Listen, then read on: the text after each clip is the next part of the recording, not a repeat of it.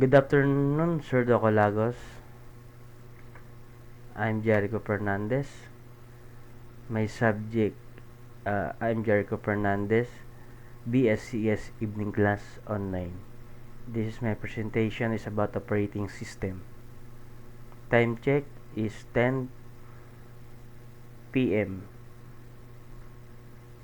Sunday, August 17. Okay. Different Windows operating systems. What is Windows OS? Windows is a popular operating system developed by Microsoft. IT provides a graphical user interface (GUI), multitasking, virtual memory management, and support for many hardware devices. History of Windows OS. Microsoft released the first version of the Windows in 1985. Since then, many versions have been released, each improving usability, performance, and compatibility. Windows 95. Released in 1995, it introduced the Start menu, taskbar, and plug-and-play hardware support. Windows XP, released in 2001, known for its stability and user-friendly interface, one of the most popular Windows versions. Windows 7, released in 2009, improved taskbar, better performance, and enhanced security features. Windows 10, released in 2015, combined feature of Windows 7 and 8, continuously updated with new features and security patches. Windows 11, released in 2021, feature a design interface center, start menu, and support for Android apps. Comparison table. Windows 95 Start menu introduced. Windows XP stability. Windows 7 performance. Windows 10 modern updates. Windows 11 new design. Conclusion. Windows OS has evolved greatly over time. Each version brought new features, making computing easier and more efficient.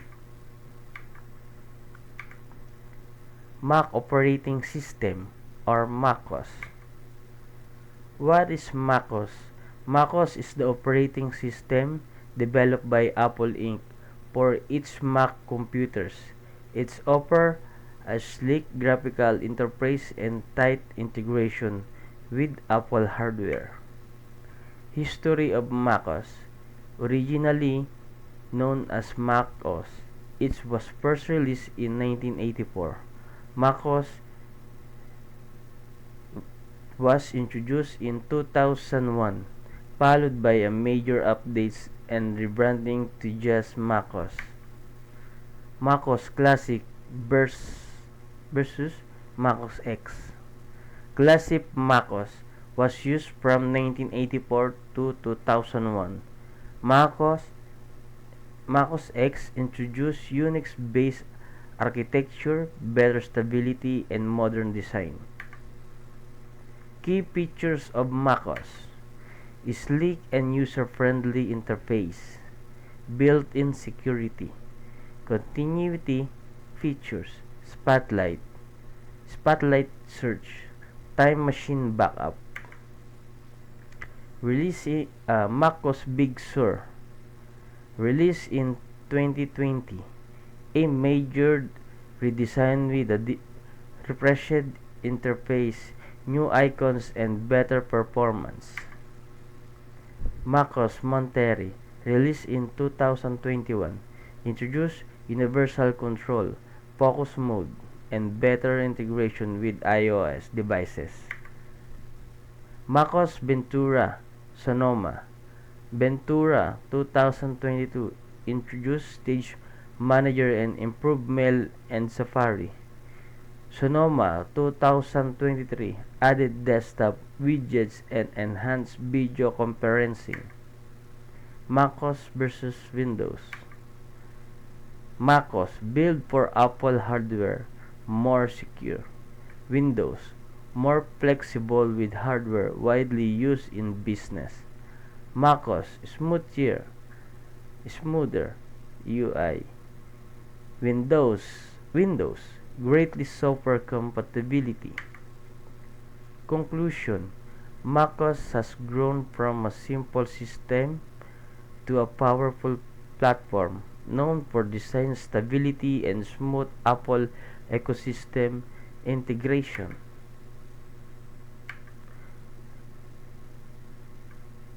Ubuntu and other freeware operating system.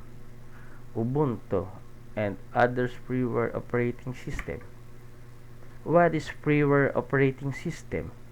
A freeware operating system is a type of software that is free to use, distribute, and often modified. It is typically open source and developed by a community. Introduced to Ubuntu. Ubuntu is a free and open source Linux-based operating system developed by Canonical Ltd. It's known for its user-friendliness and stability. History of Ubuntu. Ubuntu was first released in 2004. It is based on Debian Linux and has since become one of the most popular Linux distribution for desktops and servers. Key features of Ubuntu. Uses of Ubuntu: free of cost. Number 2, privacy. 3, free apps. 4, friendly user. 5, home automation. 6, free games. 7, free upgrades. 8, and lastly 8, PC performance. Free and open source. User-friendly interface. Regular updates and long-term support (LTS). Built-in security. Software center for easy apps installation. Other freeware OS. Linux Mint based on Ubuntu, very beginner-friendly. Pandora, cutting-edge technology, sponsored by Red Hat. Debian, the base for many Linux distribution.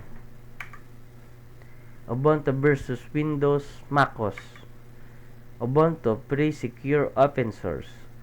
Windows, macOS proprietary, more widely used. Ubuntu good for programming and servers. Other more support for commercial software.